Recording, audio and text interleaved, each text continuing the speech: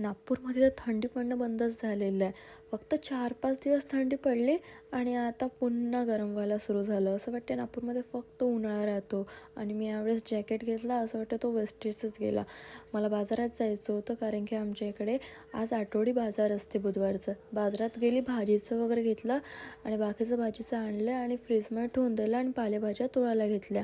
त्यानंतर वरतून कपडे वगैरे आणले आणि ते कपडे काही वाढले नव्हते. बादलमुळे काही कपडे काही वाढत नाही आहे. ते पुन्हा आणून खाली टाकावं लागतं स्टँडवर. कपडे वगैरे वाहू टाकून दिले आणि आज काही मी न्यू रेसिपी ट्राय करणार आहे, जे की मी बनवत पण फर्स्ट टाईम आहे आणि मी खाणार पण फर्स्ट टाईम आहे. मी बघितलेले होते ही फ्लावर, पण मी कधी ट्राय नव्हते केले आणि यावेळेस फर्स्ट टाईम ट्राय करणार आहे. आणि ह्या फ्लावरला काय म्हणतं ते मला नाही माहिती. तुम्ही कमेंट्स करून सांगा याला काय म्हणते तर. आणि ते आता मी बनवते. त्याला भजे सारखेच बनवल्या जातं, जसं आलूचे भजे वगैरे बनवतात तसं बनवलं आहे. आणि अगोदर मी फक्त 2च